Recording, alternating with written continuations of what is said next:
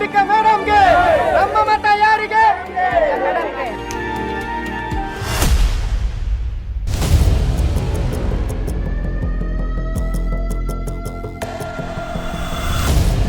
Madam ನೀವೀಗ ಹ್ಞೂ ಅನ್ನಿ, ಇಲ್ಲಿ ದೊಡ್ಡ ಗಲಾಟೆನೇ ಎಬ್ಬಿಸ್ಬಿಡ್ತೀನಿ. ಇವ್ರು ಯಾರು ವಾಪಸ್ ಮನೆಗೆ ಹೋಗ್ಬಾರ್ದು, ಹಾಗೆ ಮಾಡ್ತೀನಿ. ಬೇಡ, ಹಾಗೇನಾದರೂ ಮಾಡಿದ್ರೆ ನನಗೆ ಕೆಟ್ಟ ಹೆಸರು ಬರುತ್ತೆ, ಇವ್ರಿಗೆ ಸಿಂಪತಿ ಸಿಗುತ್ತೆ. ಏನೇ ಆಗೋದಾದರೂ ಅದು ನನಗೆ ಆಗಬೇಕು, ನನಗೆ ಸಿಂಪತಿ ಸಿಗಬೇಕು. ಎಲೆಕ್ಷನ್ ಟೈಮಲ್ಲಿ ಹೀಗೆಲ್ಲ ಮಾಡಿದ್ರೆ ಅನುಕೂಲ ಆಗೋದಕ್ಕಿಂತ ಜಾಸ್ತಿ ಅನಾನುಕೂಲನೇ ಆಗೋದು. ನೀವು ಸುಮ್ಮನೆ ಇರಿ. ಸರಿ ಅಣ್ಣ.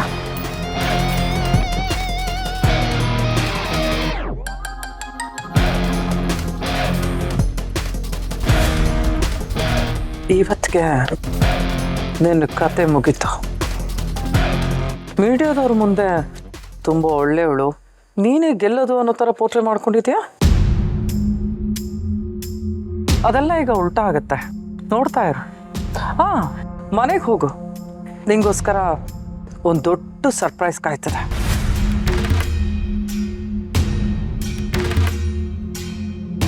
ಏನಮ್ಮ ಶ್ರಾವಣಿ, ಚೆನ್ನಾಗಿದೆಯಾ?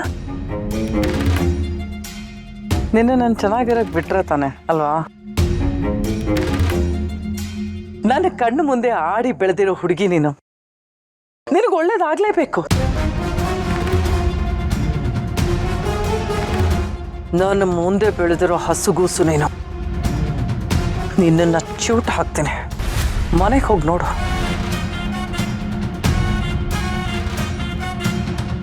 ಒಳ್ಳೇದಾಗ್ಲಮ್ಮ, ನಿನಗೆ ಒಳ್ಳೇದೇ ಆಗೋದು. ಬರ್ಲಾ? ವಿಜಯಾಂಬಿಕಾ ಮೇಡಮ್ಗೆ, ವಿಜಯಾಂಬಿಕಾ ಮೇಡಮ್ಗೆ.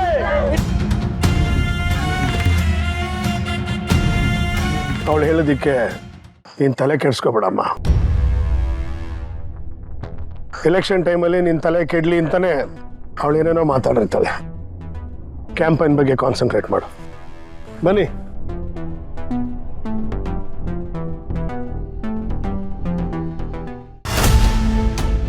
ಲೇ, ನಾನು ಅಷ್ಟು ಬಡ್ಕಂಡೆ.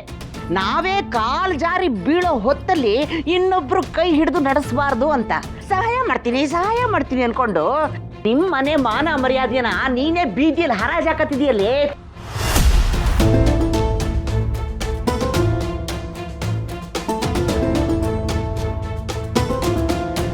ಮೇಡಮ್, ಇದ್ರ ಬಗ್ಗೆ ನಿಮ್ಮ ರಿಯಾಕ್ಷನ್ ಏನು ಹೇಳಕ್ಕೆ ಇಷ್ಟಪಡ್ತೀರಾ? ಇಷ್ಟಪಡೋದು ಕಷ್ಟಪಡೋದು ಅಂಥದ್ದೇನೂ ನಡೆದಿಲ್ಲ. ನೀವು ಸ್ವಲ್ಪ ದಾರಿ ಬಿಟ್ಟರೆ ನಡೆದಿದ್ದೆಲ್ಲ ತಿಳಿಯುತ್ತೆ. ರೀ ಬನ್ರಿ ಈ ಕಡೆ, ಬನ್ರಿ ಈ ಕಡೆ. ಇನ್ಸ್ಪೆಕ್ಟ್ರೆ, ಏನಿದೆಲ್ಲ? ಆಗ್ಲೇ ತುಂಬಾ ಮಾತಾಡ್ತಾ ಇದ್ರಿ. ಮನೆ ಸರ್ಚ್ ಮಾಡಕ್ ಬಂದವ್ರಿಗೆ ಅವಮಾನ ಮಾಡಿ ಕಳ್ಸಿದ್ರಿ. ಆದ್ರೆ ಈಗ ರೆಡ್ ಹ್ಯಾಂಡ್ ಆಗಿ ಸಿಗಾಕೊಂಡಿದ್ದೀರಾ. ನಾವೀಗ ಅರೆಸ್ಟ್ ಮಾಡಬೇಕು.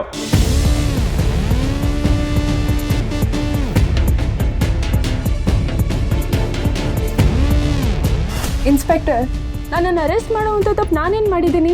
ಎಲೆಕ್ಷನ್ ಪ್ರಚಾರಕ್ಕೆ ಅಂತ ಇಲ್ಲಿಗಲ್ ಆಗಿ ನಿಮ್ಮ ಮನೇಲಿ ಇಷ್ಟೆಲ್ಲ ಐಟಮ್ ಸಿಕ್ಕಿದೆ. ಇದರಲ್ಲಿ ಕ್ಯಾಶ್ ಇದೆ, ಮದ್ಯ ಇದೆ, ಹಾಗೆ ಸೀರೆ ಒಡವೆಗಳೆಲ್ಲ ಇದೆ.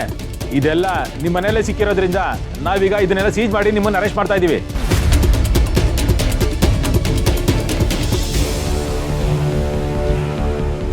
Big breaking news. ಶ್ರಾವಣಿ ಅವ್ರ ಮನೇಲಿ ಮದ್ಯದ ಬಾಟಲ್ಗಳು, ಸೀರೆಗಳು, ದುಡ್ಡು ಎಲ್ಲ ಸಿಕ್ಕಿದೆ. ಈಗಾಗಲೇ ಎಲೆಕ್ಷನ್ ಪ್ರಚಾರಕ್ಕೆ ಎಲ್ಲವೂ ಬಳಕೆಯಾಗಿದೆ ಎಂದು ಶ್ರಾವಣಿಯವರ ಮೇಲೆ ಆರೋಪ ಕೇಳಿಬರುತ್ತಿದೆ. ಪೊಲೀಸ್ನವರು ಶ್ರಾವಣಿಯವರನ್ನ ಕಸ್ಟಡಿಗೆ ತಗೊಳ್ಳಲು ಮುಂದಾಗಿದ್ದಾರೆ.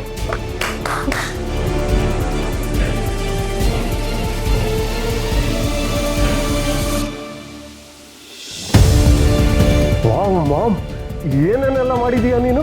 ಫ್ಯಾಂಟಾಸ್ಟಿಕ್. ಇನ್ನು ಅವಳು ಖಂಡಿತವಾಗ್ಲೂ ಗೆಲ್ಲೋದಕ್ಕೆ ಸಾಧ್ಯನೇ ಇಲ್ಲ. ಆ ಶ್ರಾವಣಿ ಸೋತಾಗೇನೆ ಲೆಕ್ಕ. ನನಗೆ ಈ ಶ್ರಾವಣಿ ಸೋಲೋದನ್ನ ನೋಡೋದು ಮಾತ್ರ ಆಸೆ ಅಲ್ಲ, ಅವಳು ಸೋಲ್ಬೇಕಾದ್ರೆ ನಾನು ಅವಳ ಜೊತೆ ಮಾತಾಡ್ತಿರ್ಬೇಕು.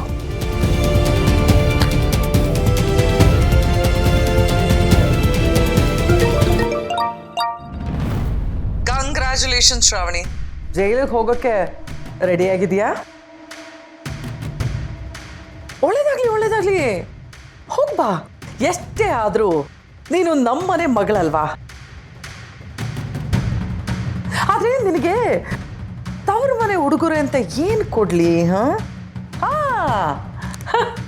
ಇದೆಯಲ್ಲ ಮೀಡಿಯಾದವ್ರು ಮಾಡಿದ್ದ ಅವಮಾನ, ಜನರು ಮಾಡಿದ್ದ ಅವಮಾನ, ಇದೆಲ್ಲ ನಾನು ನಿನಗೆ ತವ್ರ ಮನೆ ಕಡೆಯಿಂದ ಕೊಡ್ತಾ ಇರೋ ಉಡುಗೊರೆ ಅಂತ ಅನ್ಕೋ.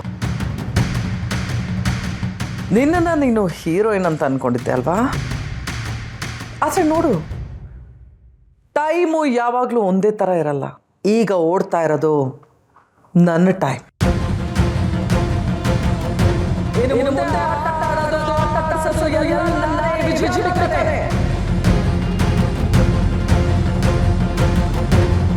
ನೀನು ಜೈಲಿಗೆ, ಈ ವಿಜಯಾಂಬಿಕಾ ವಿಧಾನಸೌಧಕ್ಕೆ.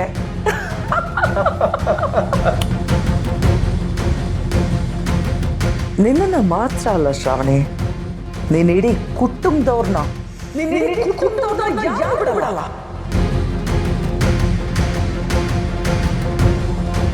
ಎಲ್ರಿಗೂ ಅಂತೆ ಆಡ್ತೀನಿ. ಮೊದಲು ನೀನು ಜೈಲಿಗೆ ಹೋಗ್ಬಿಟ್ಪಾ. ನೋಡು ಟೈಮ್ ಆಯ್ತು. ಬಾಯ್.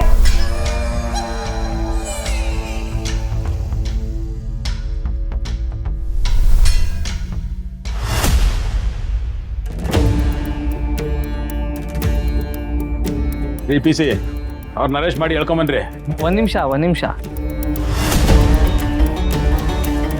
ಏನ್ರಿ ಈಗಲೂ ಯಾಕೆ ಅಡ್ಡ ಬರ್ತಾ ಇದ್ದೀರಾ? ಅವತ್ತಂತೂ ಏನೇನು ಸಬೂಬ್ ಹೇಳಿ ತಪ್ಪಿಸ್ಕೊಂಡ್ರಿ, ಇವತ್ತು ರೆಡ್ ಹ್ಯಾಂಡ್ ಆಗಿ ಸಿಗಾಕೊಂಡಿದ್ದೀರಾ. ಸರಿ ಆಯಿತು, ಅದೆಲ್ಲ ನಾನು ಒಪ್ತೀನಿ. ಆದರೆ ಅದಕ್ಕೂ ಮುಂಚೆ ಇದಕ್ಕೂ ಮೀರಿದೊಂದು ವಿಷಯ ನಿಮ್ಗೆ ಹೇಳ್ಬೇಕು ನಾನು. ನೀವೇನೇ ಹೇಳೋದಿದ್ರು ಕೋರ್ಟಲ್ಲಿ ಬಂದು ಹೇಳಿ. ಸೊ ಇನ್ಸ್ಪೆಕ್ಟ್ರೆ, ಇನ್ನೂ ಎಷ್ಟು ವರ್ಷ ಅಂತ ಇದೇ ಡೈಲಾಗ್ ಹೇಳ್ತೀರಾ ಇನ್ಸ್ಪೆಕ್ಟ್ರೆ? ಕೋರ್ಟಿಗೆ ಬಂದು ಹೇಳೋದಕ್ಕೆ ಕೇಸ್ ಆಗಬೇಕು, FIR ಆಗಬೇಕು. ಅದಕ್ಕೂ ಮುಂಚೆನೇ ತಪ್ಪು ಮಾಡಿದವ್ರು ಯಾರು ಅಂತ ಗೊತ್ತಾಗ್ಬಿಟ್ರೆ ಕೋರ್ಟ್ಗೆ ಹೋಗೋ ಅವಶ್ಯಕತೆನೇ ಇಲ್ವಲ್ಲ.